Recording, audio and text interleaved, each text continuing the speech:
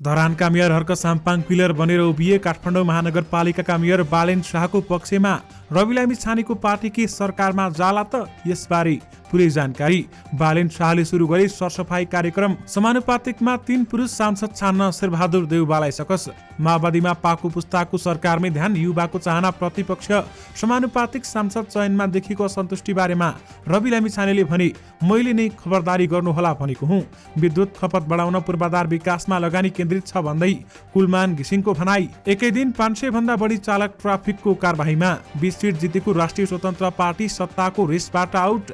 Nepal T20 league पुस 8 गतेदेखि हुने। काठमाडौँ गोर्खाको सट्टा काठमाडौँ नाइट्स थपियो। सरकारमा जाने जनमत पार्टीको निर्णय। काठमाडौँबाट दिल्ली उड्नै लागेको जहाजमा यात्रु बिरामी परेपछि भयो ठूलो हंगामा। अर्थमन्त्रीले व्यवसायीलाई भने, अर्थतन्त्र सङ्कटमा छ नभन्नुस्। समानुपातिक सूची पठाउन राजनीतिक दलहरूलाई 24 गतेसम्मको समय सीमा तोकियो।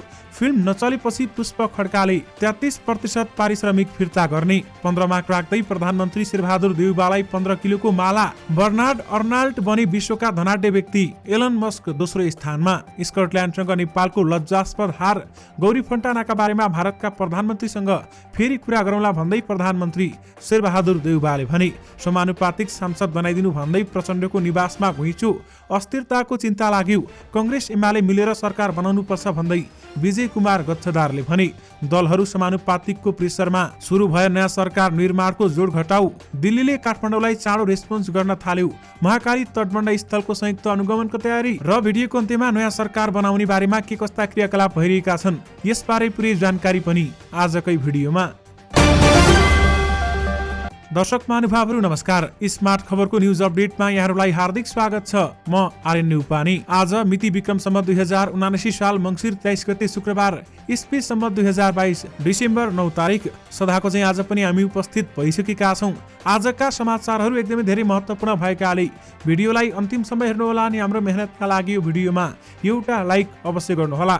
दर्शक महानुभावहरू, पल पलको न्युज अपडेटका लागि हाम्रो च्यानललाई सब्स्क्राइब गरी नजिकै आउने बेल आइकनलाई क्लिक गर्नुहोला। दर्शक महानुभावहरू, आउनुहोस् आजका मुख्य समाचार सुरु गरौँ। रवि लामिछानेको पार्टी के सरकारमा जाला त, यस प्रसङ्गबाट। दर्शक महानुभावहरू, आम निर्वाचनमा 2079 अघि मात्र दर्ता भएर पहिलो पटक निर्वाचनमा सहभागी भएको राष्ट्रिय स्वतन्त्र पार्टीले प्रतिनिधि सभातर्फ 20 सिट प्राप्त गरेको छ। प्रत्यक्षतर्फ 7 सिट र समानुपातिकतर्फ 13 गरी यो पार्टीले 20 सिट जितेको हो। मतगणनाको अन्तिम परिणाम सार्वजनिक भएसँगै दलहरू सरकार गठनका लागि आवश्यक बहुमत जुटाउने पहलमा व्यस्त देखिन थालेका छन्। संघदेखि लिएर प्रदेशहरूमा कसरी सरकार गठन गर्न सकिन्छ र बहुमत जुटाउन सकिन्छ, कुन दललाई साथ लिन उपयुक्त हुन्छ भन्ने हर हिसाब भइरहेको छ। यद्यपि राष्ट्रिय स्वतन्त्र पार्टी भनी सत्ताको रेसबाट टाढा देखिएको छ। नेपाली कांग्रेस नेतृत्वको सत्तारूढ गठबन्धन नयाँ सरकार गठनका लागि अग्रसर देखिएको छ। नेकपा एमाले पनि आफ्नो नेतृत्वको गठनमा रहेर चुनावमा गएका दलहरूलाई साथ लिएर आफ्नो पक्षमा बहुमत हासिल हुन सक्ने सम्भावनाको खोजीमा छ। प्रदेशहरूतिर पनि एमाले कहाँ आफ्नो नेतृत्वमा सरकार गठन हुन सक्छ भन्नेमा सूक्ष्म विश्लेषणका साथ आवश्यक रणनीति पनि बनाइरहेको देखिन्छ। रवि लामिछाने नेतृत्वको राष्ट्रिय स्वतन्त्र पार्टी तत्काल यी दुवैको ध्रुवको रोजाइमा पर्न सकेको छैन। दर्शक महानुभावहरू, राष्ट्रिय स्वतन्त्र पार्टीले प्रतिनिधि सभा निर्वाचनमा मात्र भाग लिएको थियो भने यसर्थ प्रदेश सभातर्फ उसको उपस्थिति शून्य छ। प्रमुख राजनीतिक दलहरूलाई संघीय सरकारका लागि मात्र होइन, केही प्रदेशमा प्रदेश सरकार गठनका लागि पनि सहयोगी घटकको खाँचो देखिन्छ। सत्तारूढ गठबन्धनलाई प्रदेश 1 मध्य प्रदेश र लुम्बिनी प्रदेशमा आफ्नो गठबन्धन बाहिर रहेका दलको पनि समर्थन आवश्यक पर्ने भएको हो र त्यसकारण उसले त्यो अनुसार आफ्नो गठन अथवा गठबन्धन गर्ने दल चुन्नुपर्ने हुन्छ। यद्यपि अहिले 20 सिट जितेको राष्ट्रिय स्वतन्त्र पार्टी भने सत्ताको रेसबाट बाहिर अथवा सत्ताको रेसबाट आउट भएको देख्न सकिन्छ। नेपाली कांग्रेसलाई प्रतिनिधि सभाको समानुपातिक तर्फका 3 पुरुष सांसद छनौट गर्न सकस पर्ने भएको छ। समानुपातिक तर्फ कांग्रेसले 32 सिट पाएको छ भने संघीय संसदमा हरेक दलले 33% महिला सांसद निर्वाचित गर्नुपर्ने भएकाले कांग्रेसले 32 मध्ये 29 जना महिला नै पठाउनु पर्छ। बाँकी 3 जना भने पुरुषलाई पठाउन पनि सक्छ। यही 3 सिटका लागि पूर्व र वर्तमान पदाधिकारीको हामथाप हुने देखिएको छ। समानुपातिक तर्फको बन्द सूचीमा आफ्नो क्लस्टरको पहिलो नम्बरमा डाक्टर प्रकाश शरण महत, विमलेन्द्र निधि र गोपालमान श्रेष्ठ पूर्व पदाधिकारी हुन् भने जीवन परियार र फर्मुला मन्सुर हालका सहमहामन्त्री पनि हुन्। वर्तमान पदाधिकारीलाई छनौट गर्ने कि पूर्व पदाधिकारीलाई चयन गर्ने भन्ने विषयमा शेरबहादुर देउबामाथि दबाव परेको छ। नेता विजय कुमार गच्छेदार निकटलाई पनि संसदमा पुर्याउनु पर्ने दबाव पनि शेरबहादुर देउबामाथि रहेको छ। यानि कि समानुपातिकमा 3 पुरुष सांसद छान्न शेरबहादुर देउबालाई सकस परेको छ। दर्शक महानुभावहरू, धरानका मेयर हर्क साम्पाङ काठमाडौँ महानगरपालिकाका मेयर बालेन शाहको पक्षमा पिलर बनेर उभिएका छन्। दर्शक महानुभावहरू, अहिले तपाईहरुलाई थाहा नै छ बालेन शाहमाथि चारैतिरबाट दबाव आएको छ भने बालेन शाहलाई धम्की समेत आउन थालेका छन्। यसबारेमा तपाईहरुलाई थाहा नै छ। दर्शक महानुभावहरू, चारैतिर बालेन शाहलाई दबावमा पार्न थालेपछि धरानका मेयर हर्क साम्पाङ भने बोलेका छन्। दर्शक महानुभावहरू, उनले पहिले पनि भनेका थिए र अहिले पनि भनेका छन्, जसरी स्वतन्त्र व्यक्तिले अथवा स्वतन्त्र उम्मेद्वारलाई चारैतिरबाट घेर्न खोजिएको छ, धम्क्याउन डराउन खोजिएको छ, त्यो कदापि पनि राम्रो होइन। हामी स्वतन्त्र अब एक हुनुपर्छ। हामी स्वतन्त्र एक भयौं भने कसैले केही पनि गर्न सक्दैन भन्दै हर्क साम्पाङले भनेका छन्। दर्शक महानुभावहरू, अहिले काठमाडौँ महानगरपालिकाका मेयर बालेन शाहमाथि जसरी दबाव चलिरहेको छ अथवा दबावमा पार्न खोजिएको छ, त्यो सराहनीय छैन। हामी त्यसको घोर विरोध गर्दछौँ। अरू कोही बालेन शाहको पक्षमा होस् नहोस्, म भने बालेन शाहको पक्षमा उभिनेछु भन्दै हर्क साम्पाङले भनेका छन्। दर्शक महानुभावहरू, अब स्वतन्त्र एक हुने बेला आएको र स्वतन्त्रले देशभरि राम्रो काम पनि गरिरहेकाले आफू खुसी भएको समेत उनले बताएका छन्। दर्शक महानुभावहरू, पहिला बालेन शाह र हर्क साम्पाङ बीच केही मनमुटाव अथवा विवाद भएको थियो। त्यो विवादमा हर्क साम्पाङका समर्थक र बालेन शाहका समर्थक बीच पनि वाद विवाद भएको थियो। यद्यपि अहिले पनि हर्क साम्पाङका समर्थक र बालेन शाहका समर्थक पनि एकै ठाउँमा उभिएर सबैलाई सपोर्ट गर्न थालेका छन्। दर्शक महानुभावहरू, बालेन शाहले पनि स्वतन्त्र व्यक्तिलाई चितुवामा पार्न खोजिन्छ भने यसबारेमा हामी पक्कै पनि केही निर्णय लिनेछौँ भन्दै बालेन शाहले पनि भनिसकेका छन्। यद्यपि बालेन शाह भने कसैको धम्की डर त्रासबाट नडराउने देखिएको छ। निर्धक्क भएर उनी काम गर्छन्। पहिले आफूले जसरी कामलाई अगाडि बढाइरहेका थिए, अहिले पनि त्यसरी नै काम गरिरहेका छन्। त्यसकारण बालेन शाह आफ्नो काममा ढुक्क र निर्धक्क रहेका छन्। यद्यपि धरानका मेयर हर्क साम्पाङले भने बालेन शाहप्रति आफ्नो फुल सपोर्ट रहेको बताएका छन्। जनमत पार्टीले सरकारमा जाने निर्णय गरेको छ। सत्ता गठबन्धनले सरकारलाई सहयोग गर्न गरेको आग्रहलाई सकारात्मक रूपमा लिँदै जनमत पार्टीले गठबन्धन नेतृत्वको सरकारमा सहभागी हुने निर्णय गरेको हो। आज बसेको जनमत पार्टीको केन्द्रीय समितिको बैठकले सो निर्णय गरेको सो पार्टीका एक नेताले हामीलाई जानकारी दिनुभएको छ। गठबन्धनसँग वार्ता गर्नका लागि कार्यकारिणी समितिको बैठकले कार्यदलले बनाउने निर्णय समेत गरेको छ भने संघमा सामान्य हेरफेर हुने देखिएको ती नेताले बताएर बैठकले संसदीय दलको विधान पनि पारित गरेको छ। यानि कि जनमत पार्टीले सरकारमा जाने निर्णय गरेको छ। दर्शक महानुभावहरू, काठमाडौँ उपत्यकामा आज गरिएको विशेष चेकिङका क्रममा 542 जना सवारी चालकहरूलाई ट्राफिक प्रहरीले कारबाही गरेको छ। जस अन्तर्गत सडकमा पानी चुहाउँदै ट्याङ्कर चलाउँदै गरेका 4 जना, कागजपत्र साथमा नराखी सवारी चलाउने 9 जना र अन्य ट्राफिक नियम उल्लङ्घन गर्ने 14 जना गरी 26 जना पानी ट्याङ्करका चालक कारबाहीमा परेका छन्। यसका साथै बम्पर गार्ड नहटाउने 21 जना र अन्य कसुरमा 495 जना चालकलाई कारबाही गरिएको छ। चेकिङकै क्रममा ठूला आवास निकाल्ने 3 वटा र कागजपत्र साथमा नभएका 10 वटा गरी 13 वटा मोटरसाइकललाई ट्राफिक प्रहरीले नियन्त्रणमा समेत लिएको छ। काठमाडौँ उपत्यका सवारी दुर्घटना न्यूनीकरण गर्न र सहज तथा सुरक्षित तवरले सवारी आवागमन गराउन ट्राफिक नियमन उल्लङ्घन गर्ने चालकलाई कारबाही गरिएको काठमाडौँ उपत्यका ट्राफिक प्रहरी कार्यालय रामशाहपथका सहप्रवक्ता एवं प्रहरी परीक्षक अवधेश विष्ट छेत्रीले जानकारी दिनुभएको छ। निर्वाचन आयोगले राजनीतिक दलहरूसँग समानुपातिक तर्फबाट सांसद बन्ने उम्मेद्वारको नामावली मागेको छ। आयोगले समानुपातिक तर्फबाट उम्मेद्वार निर्वाचित गराउनका लागि राजनीतिक दलहरूलाई पत्राचार गरेको छ भने समानुपातिक बन्द सूचीमा रहेका उम्मेद्वार मध्येबाट समानुपातिक समावेशी सिद्धान्त बमोजिम प्राथमिकता क्रमको आधारमा उम्मेद्वारको नाम सिफारिस गरी पठाउन पत्राचार गरिएको आयोगको समानुपातिक तर्फका प्रवक्ता गुरुप्रसाद वाग्लेले जानकारी दिनुभएको छ। राजनीतिक दलको केन्द्रीय समिति वा सो सरहको समितिको बन्द सूचीबाट उम्मेद्वारको नाम सिफारिस गरेर पठाउन पत्राचार गरिएको उनले बताएर दलहरूले यही मङ्सिर 24 गतेसम्म आयोगले मागे अनुसारको विवरण पठाउनु पर्नेछ। यानि कि समानुपातिक सूची पठाउन राजनीतिक दलहरूलाई 24 गतेसम्मको समय सीमा दिइएको छ। दार्चुला स्थित महाकाली नदीमा तटबन्ध निर्माण रोकेको भारत नेपालको आपत्तिपछि उक्त क्षेत्रमा छिट्टै संयुक्त अनुगमन गर्न राजी भएको छ। परराष्ट्र मन्त्रालयले काठमाडौँ स्थित भारतीय दूतावास मार्फत कूटनीतिक नोट पठाएर भारत सरकारलाई महाकालीमा तटबन्ध बनिरहेको क्षेत्रको संयुक्त अनुगमनका लागि आग्रह गरेको थियो। परराष्ट्र अधिकारीहरूको अनौपचारिक कुराकानीमा भारतीय अधिकारीहरूले संयुक्त अनुगमन गर्न तयार रहेको पनि बताएका हुन् र यद्यपि नेपालले लेखेको पत्रको लिखित जवाब भारतले दिइसकेको छैन। तटबन्ध निर्माण बारेमा नेपाललाई लिखित जवाब भारतले चाँडै दिने दिने अपेक्षा रहेको ती अधिकारीले बताएका छन्। कूटनीतिक नोटमा नेपालले भारतलाई दुवै देशको सीमा सम्बन्धी अथवा सीमा नदी महाकालीमा एकपछि तटबन्ध निर्माण रोक्न, सीमा क्षेत्रमा यस्ता निर्माण गर्दा नेपालसँग पूर्व सहमति लिन र सीमा क्षेत्रको शान्ति व्यवस्था खलबलिने गरी यस्ता घटना हुन नदिन सावधानी अपनाउन भनेको थियो। काठमाडौँ महानगरपालिकाका मेयर बालेन शाहले सरसफाई कार्यक्रमलाई अगाडि बढाएका छन्। दर्शक महानुभावहरू, काठमाडौँ महानगरपालिकामा आजदेखि सरसफाई कार्यक्रम सुरु हुनेछ। काठमाडौँ महानगरपालिका 28औं महानगर दिवस 2079 सप्ताहव्यापी कार्यक्रम अन्तर्गत मङ्सिर 23 गते शुक्रबार यानि कि आज महसुस यात्राबाट हुँदैछ भन्दै बताइएको छ। काठमाडौँका सम्पदाको अनुभूति गरौँ भन्दै मुख्य लाइन रहेको छ भने दर्शक महानुभावहरू, काठमाडौँ महानगरपालिकाका मेयर बालेन शाहले यो काम सुरु गरेका हुन्। सांस्कृतिक शहर काठमाडौँ महानगर भन्दै नारा पनि राखिएको छ। यद्यपि सांस्कृतिक सम्पदामा भएको फोहोर, विभिन्न ठाउँमा भएका फोहोर अथवा आफ्नो ठाउँमा जो हुनुहुन्छ आफ्नो वरिपरि सरसफाई राख्न पनि काठमाडौँ महानगरपालिकाका मेयर बालेन शाहले आग्रह गरेका छन्। दर्शक महानुभावहरू, आज कार्यक्रम सुरु हुँदैछ र आजदेखि सप्ताहव्यापी कार्यक्रम यानि कि सप्ताहसम्म चल्ने कार्यक्रम हुने बताइएको छ। काठमाडौँ सहरलाई हराभरा र सफा राख्नको लागि अहिले बालेन शाह लागि परेका छन् र यो कार्यक्रम सप्ताहपछि सकिने बताइएको छ। नेकपा माओवादी केन्द्रका अध्यक्ष पुष्पकमल दाहाल प्रचण्डको निवास खुमलटारमा समानुपातिक सूचीमा रहेकाहरूको घुइँचो लाग्न थालेको छ। समानुपातिक सूचीमा रहेकाहरू हरेक दिन आफूलाई राख्न दबाब दिँदै प्रचण्ड निवासमा आउने गरेका छन् र समानुपातिक सूचीमा रहेकाहरूलाई भेट्दा प्रचण्डको दैनिकी नै अस्तव्यस्त बनेको स्रोतले बताएको छ। पार्टीले समानुपातिक तर्फ 14 जना मात्रै पठाउन सक्छ, तर यहाँ 100 नम्बरमा रहेकाहरू समेत मलाई संसद बनाइदिन पर्यो भन्दै आएका छन्। स्रोतले भन्यो, आयोगको सूचीमा भएको क्रम अनुसार हुन्छ भन्दा पनि कुनै उपायबाट बन्नु पर्यो भन्छन्। आफ्नो क्षेत्रमा अन्तर्गत गर्नेहरू समेत खुमलटार आउँछन्।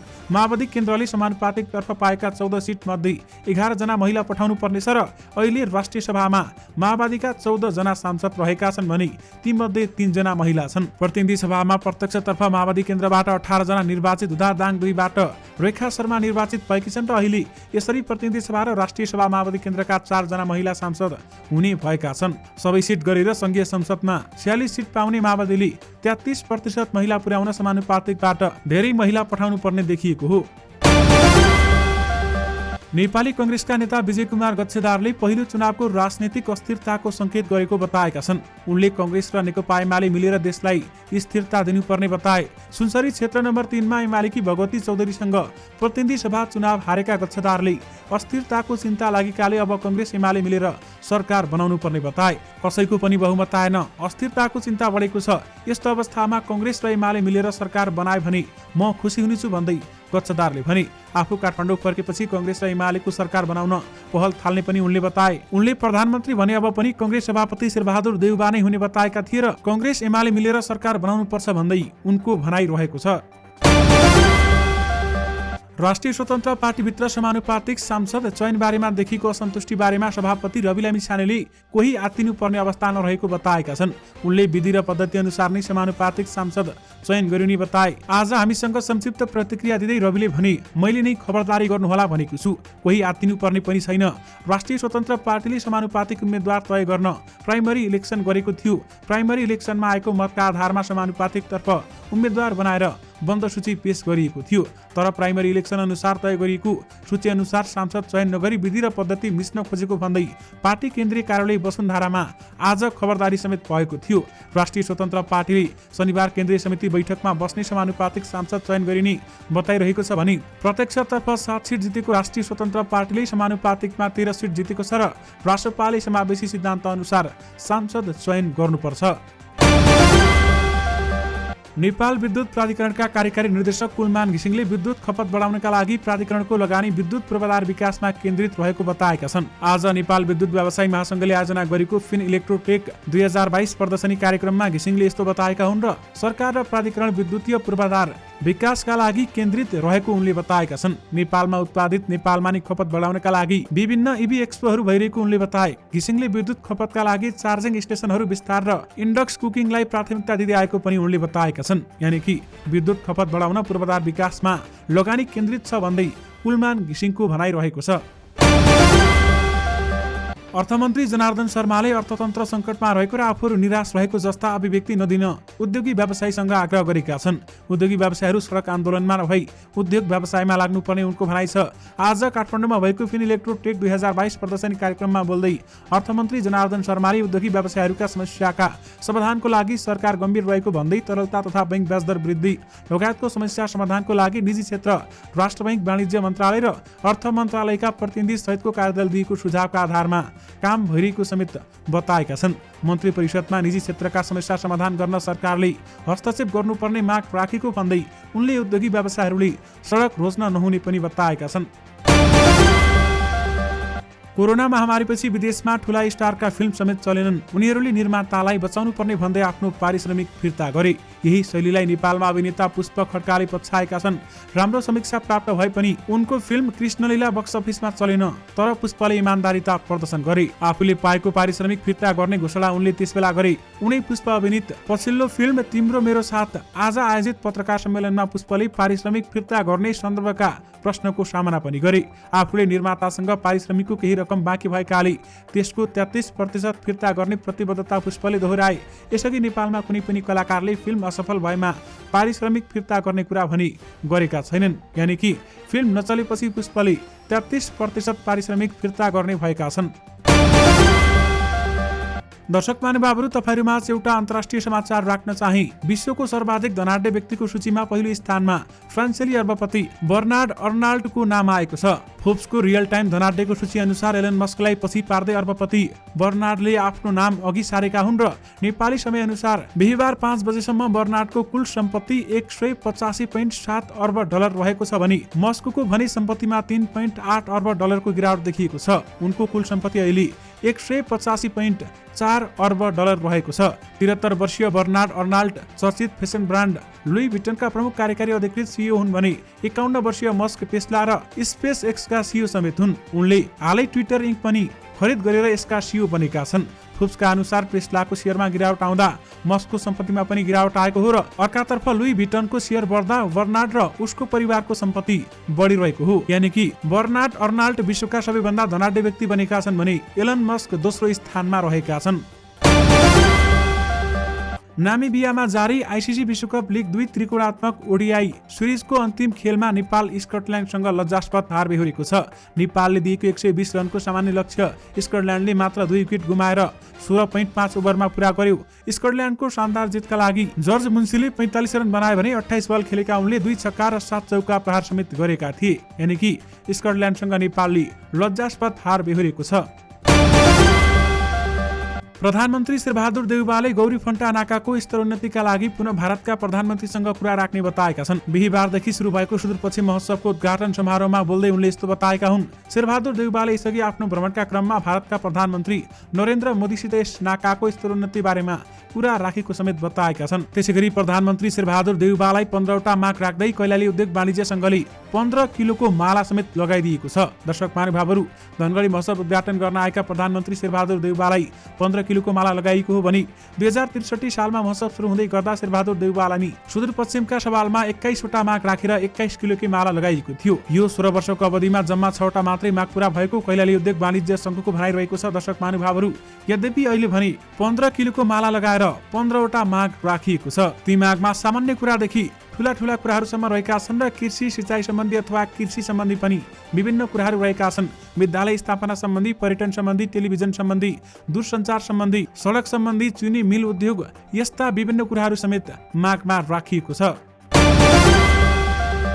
दर्शक महानुभावहरू, दलहरू समानुपातिकको प्रेसरमा रहेका छन् भने नयाँ सरकार निर्माणको जोड घटाउ सुरु भएको छ। निर्वाचन आयोगले राजनीतिक दलहरूसँग समानुपातिक तर्फबाट सांसद बन्ने उम्मेद्वारको नामावली माग गरेको थियो भने आयोगले समानुपातिक तर्फको सिट बाँडफाँड गरिसँगै राजनीतिक दलहरूलाई पत्राचार समेत गरेको हो। दर्शक महानुभावहरू, अहिले नयाँ सरकार गठनको हिसाब किताब भइरहेको छ। निर्वाचनको अन्तिम परिणाम आएसँगै सत्ता गठबन्धनलाई सङ्घमा नयाँ सरकार बनाउन 2 सांसदको अभाव हुने देखिएको छ। गठबन्धन गरेर निर्वाचनमा गएका नेपाली कांग्रेस, माओवादी केन्द्र, नेकपा एकीकृत समाजवादी, लोसपा र राष्ट्रिय जनमोर्चा नेपालको प्रतिनिधि सभामा 136 सिट मात्र पुग्ने भएको हो भने जबकि 275 सदस्यीय प्रतिनिधि सभामा सामान्य बहुमतका लागि कम्तीमा 138 सिट चाहिन्छ। दर्शक महानुभावहरू, अहिले छलफलमा माओवादीका युवा नेता रहेका छन् भने उदौली पर्व पनि मनाएसँगै जबराको गुनासो पनि बैठकमा राखिएको थियो। व्यवसाय पनि आन्दोलित भएका छन्। दर्शक महानुभावहरू, यसैबीच राप्रपाको चुनावी पनि नतिजा आएको छ र राष्ट्रिय स्वतन्त्र पार्टीमा समानुपातिक लफडा पनि देख्न सक्यौं हामीले।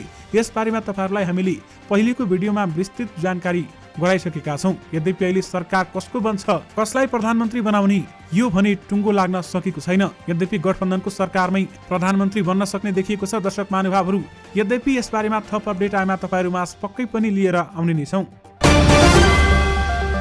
नेपाल क्रिकेट संघ क्यानले आधिकारिक रूपमा आयोजना गर्न लागेको नेपाल टी20 लिगको पहिलो संस्करणमा काठमाडौँ नाइट्स भित्रिएको छ। काठमाडौँ गोर्खासले नाम फिर्ता लिएपछि उसको सट्टामा क्यानले काठमाडौँ नाइट्सलाई आबद्ध गरेको हो भने नेपाल स्पोर्ट्स भेन्चरको स्वामित्वमा काठमाडौँ नाइट्सले लिग खेल्ने क्यानले जनाएको छ। यो सँगै लिगमा 6 फ्रेन्चाइजले प्रतिस्पर्धा गर्नेछन्। अन्य टिममा Biratnagar super kings, Janakpur royals, Pokhara avengers, Lumbini all star र फार वेस्टर्न युनाइटेड रहेका छन्।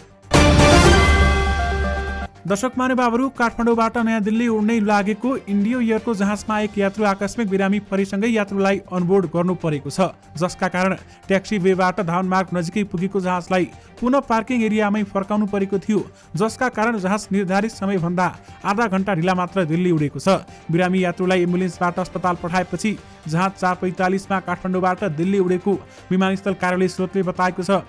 स्रोतका अनुसार जहाज ट्याक्सी वेको पोइन्ट नजिकै पुगेको थियो र सोही अवस्थामा यात्रुलाई अनबोर्ड गर्नुपर्ने अवस्था आएपछि जहाज ट्याक्सी वे हुँदै फर्काएको स्रोतको भनाइरहेको छ।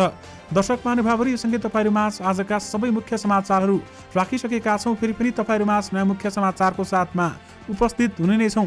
अहिलेलाई भने मलाई बिदा दिनुहोस्। नमस्कार।